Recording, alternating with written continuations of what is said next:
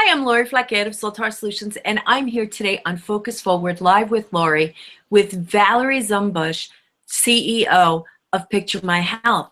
And what we're going to be talking about today is boobs. Everybody loves boobs. Valerie, welcome to the show. Thank you, Lauri. I'm happy to be here. I'm happy to have you. So, Valerie, tell us about boobs, give us the deal on it. Well, boobs are pretty universal, right? They're all over the world, and everybody has their own fondness for breasts, boobs, shall we say. And what I do is I help women care for their breasts. And I do that with thermography, massage, self-care, supplementation, cleaning up your body and managing your food intake, and everything kind of has an effect on our breasts and how healthy they are. So I help women best I can to keep their breasts healthy. That's awesome. So Valerie, give us a little bit of an insight. I see you have something behind you that looks strange. What is that? You talking about my camera? Yeah, tell us about that camera. Yeah, so that is my thermal imaging camera. And so here at our St. Louis Park location, we do screenings with this camera. And our focus has been over the years breast screening, and that has expanded. But as far as breast screening is concerned, thermography, which is what this camera does, is it takes thermal imaging. It gives us information about activity in the body, particularly the breast. And if there's anything going on in a woman's breast, we can we have the opportunity to see that years before any kind of a structure is formed in the breast. And structure is what you see on a mammogram. So we call it early indications of what's going on in the body and in the breast. So we can see that activity up to a decade prior to anything showing up on other screening modalities. Really? A decade before? Yeah, it's a good indicator. Wow, that's amazing. So if you could see it a decade before, then there are things that I'm sure you could do to kind of circumvent or maybe even prevent the issue from, whatever it is, from getting larger or worse, or actually possibly even preventing cancer. Is that true? Yeah, well, that's the idea behind actual early intervention or, prevention. And part of the prevention practice, we've been told as women for years to do that monthly exam for ourselves. And we don't feel that that's enough. We feel that you should be touching your own breasts every day, looking at yourself and touching them. And that gives you the earliest indicator of any kind of change, because we tend to, as a society, not really pay much of attention to what our own bodies look like. And in actuality, if we actually looked at our bodies, we might be surprised at how beautiful they are and how much information we can get just by looking at ourselves and touching our own body, particularly the breasts. As you probably have heard, lots of partners find things for us in our breasts, and that's the first alert to something wrong. And if we were touching them and doing self-massage and self-care every day, maybe, or every week at least, we would have a better opportunity to notice things that are changing. And that's the key to keeping yourself, not only just the breast, but keeping yourself early healthy is an early indication that, hey, this looks different. Wow, I didn't think about partners being able to to help us or to find things. But I know that when we had talked earlier, you mentioned that, and I found that to be pretty surprising. I don't know why, but I found that to be pretty surprising. So what I'm hearing here is that self-examination is very important. It is, and not necessarily that self-examination, not that there's anything wrong with monthly self-exams, but I work with women every day, and for the most part, nobody's doing that because it has kind of a negative connotation. We're doing that self-exam, we're looking for what's wrong here, we're feeling in our breasts in a different way, and we're not sure, is that going to hurt if I push too hard here? Do I go right at the nipple? Things like that. So this whole self-exam, there are few women that actually do the breast exam. However, as we have turned it into, let's do a self massage as often as possible. Let's say once a week. If you can do it every day, great. It can be as quick as a minute to just go ahead when you're getting dressed, standing in front of the mirror, in the shower, whatever, place your hands on your breast. One of our favorites is actually it's the Qigong breast massage. And it is simply placing your hands on your breasts and doing circles inward, outward, and then lifting them up and taking some deep breaths and saying kind things to yourself. And what that does is it moves all our lymph. And most people don't realize that we have twice the amount of lymph fluid in our body as we do blood. And so if our lymphatics are congested, there's a lot of things that aren't happening optimally in our body, including how our hormones function. So keeping the lymph moving is all part of doing a breast massage. And there's no right or wrong way to do it, as long as you're moving the tissue in the breast. So we do have some ideas as to how to do it, but there's no wrong way to examine yourself and touch yourself and give yourself a nice, good breast massage that feels like you're moving things.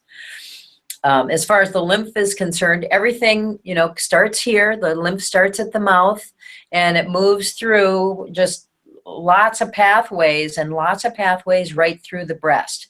And so the breasts and the underarm, if there's congestion, if there's so much bacteria, shall we say, moving out of the mouth, it's going to get congested and our lymph will be inflamed, things like that. And so the breast massage just helps kind of your body move that stuff out until such time as you can figure out what's going on in your mouth or someplace else. So I don't want to go off topic here, but you're bringing up some really interesting and important ideas.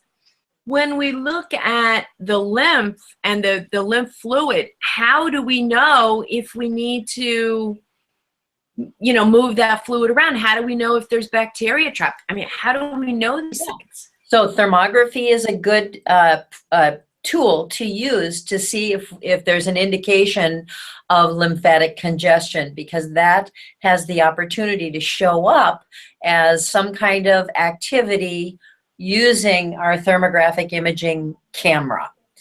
And by the way, all the images that we take, and let's say we just do a breast study, all of those images then are sent off to our reading doctors, medical doctors, who are specifically trained how to read thermal images. And they read them, create a report, and that's what the woman or man, we have men come in here too, but the women, they get the report back from the doctor and their images, and that report gives them indications that they should be aware of. So I think I went off topic this time or lost my way. No, it's also interesting. It really is fascinating. So someone comes in, they get either a breast study, or maybe they would be using it, if I understand this correctly, where they would have pain, or maybe they're not feeling well or whatever. They would use that thermography for that, and then the image would then go to a doctor that's specially trained to read the images. They would put a report together and send that report back to the patient. Is that right? Right. The patient gets their report. Okay, great. Great. And then what would they do with that report? Yeah, that's a very good question, because the images come with that report. And so part of what they can do with the report, obviously, take it to their doctor. And if they request, we'll send the report to their doctor, but take it to their doctor so that they can review it and say, so there's an indication that something might be going on here. They've asked me to clinically correlate. Can you give me a physical exam? Can we do an ultrasound? Whatever the client feels comfortable with. They can also, my mother taught me this, that they can sit with their images, right? So she did that after a full body one time, and she noticed an area that had been giving her some discomfort, shall we say. She took it to her doctor, and her doctor says, well, let's check it out. And they actually found something because she sat with her images and kind of examined herself with her images. And so part of the thing is what comes back from the doctor. If it says clinically correlate, go clinically correlate. Talk to your doctor about it, get a physical exam, whatever, so you can rule out things too. Oh, that's great. That's great information. Yeah. So tell us about how, besides the breast massage that you're recommending, besides the thermography, what are other things that we might be able to do to increase our breast health or improve our breast health? Yeah, there's a lot of things, actually. And one of them might be to think happy thoughts, right? That's always a good thing. But bras are also one of those things that constrict our lymphatic flow. So if we need to wear underwires for certain clothes or tighter bras, if we can, ideally, once you get home and you're in a comfortable situation, put on something that's not so constricting. Now, that doesn't mean that you should always be without a bra at home, because sometimes that isn't comfortable either. And so just put on something that gives you some light support so you can allow lymph flow. And I kind of feel like naturally when a woman takes off a tighter bra that she does a little massage, right? A little bit of like moving things around before she goes into her next outfit. So that's a good idea. Take the bra off, move the lovely ladies around a little bit, put something less constrictive on when you're home, and certainly don't sleep in a bra. That's never a good idea. What we eat, if we can eat cleaner food. And so cleaner food doesn't mean, oh, I don't ever get to stop at Haagen-Dazs, or I don't ever get to eat this or that or your favorite thing. But eating cleaner means focus on fresh vegetables and fruits and proteins, whatever that means in your diet. And then anything else is extra. So many times people will say, oh, I eat a good diet, but then under closer examination, it's found, ooh, you know what? I do eat a little bit too much on the chips, or, my hand's in the candy dish too often, or, diet pop maybe isn't something I should be drinking every day. So just a little diet examination can go a long way, right? A little bit of movement, and that doesn't mean you have to be a marathon runner. Just getting out and walking around the block and coming back, that's moved your blood and your oxygen, and you've taken some deep breaths, you've gotten out into the sun, which is always a good idea. People tend to think that staying healthy, and if you're taking care of your breasts, you're really taking care of your whole body. But people think, gee, it's really hard to be healthy.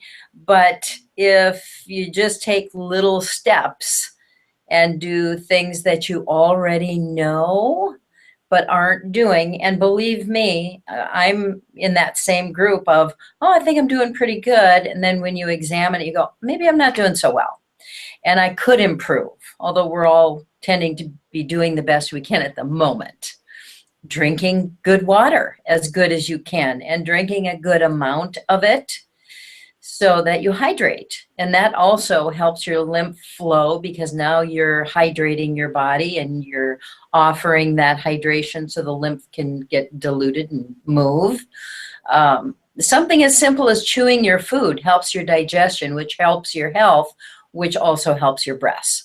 So it's surprising what little steps you could take that have a large effect on the health of your body. Wow, you've given us so much great advice, Valerie. This is wonderful. Thanks so much. How do people get in touch with you?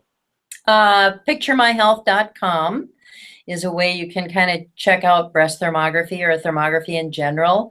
And I do have a phone number if somebody wants to call my phone at the office. It's 952-926-2511. Perfect. I'll be sure to put those in the show notes. So thanks so much for being here, Valerie. This has been a really informative show. I have learned so much. I took notes as you were talking to make sure that I had this information, because you've really come across with some great advice. Thank you so much, Valerie, for being here. Thank you. Take Have a good care day. now. Thanks. Bye-bye now. Bye.